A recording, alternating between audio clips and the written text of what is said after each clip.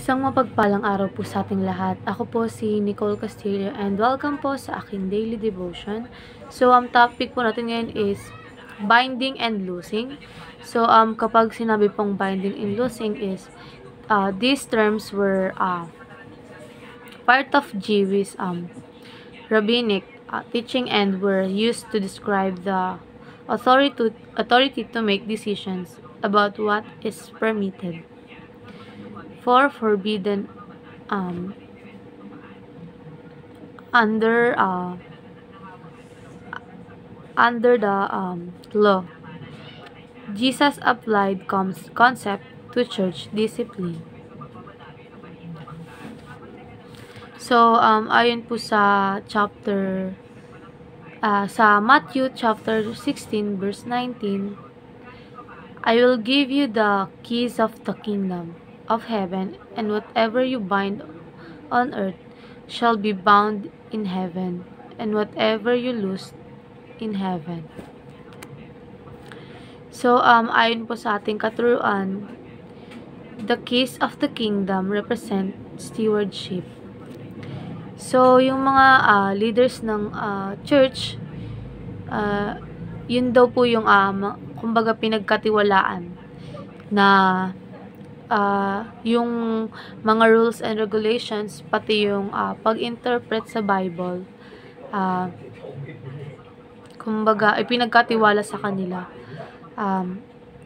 upang aralin nila at i-apply ng mga iglesia.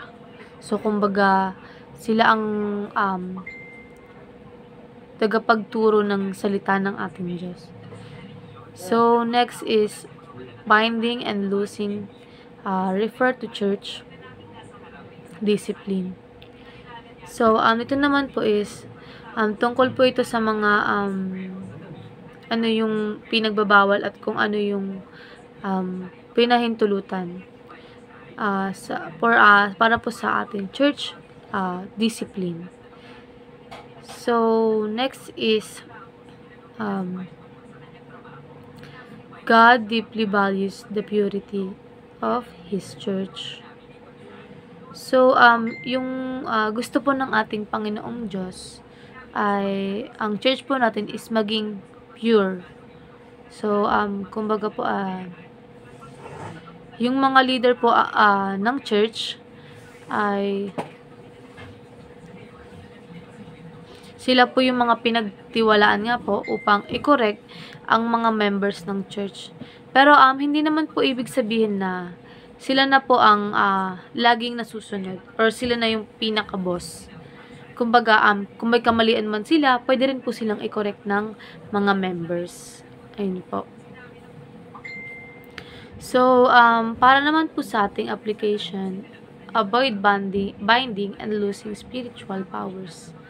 So, ito po yung may kinalaman sa pagdisiplina sa mga kapatirang patuloy pa rin pong gumagawa ng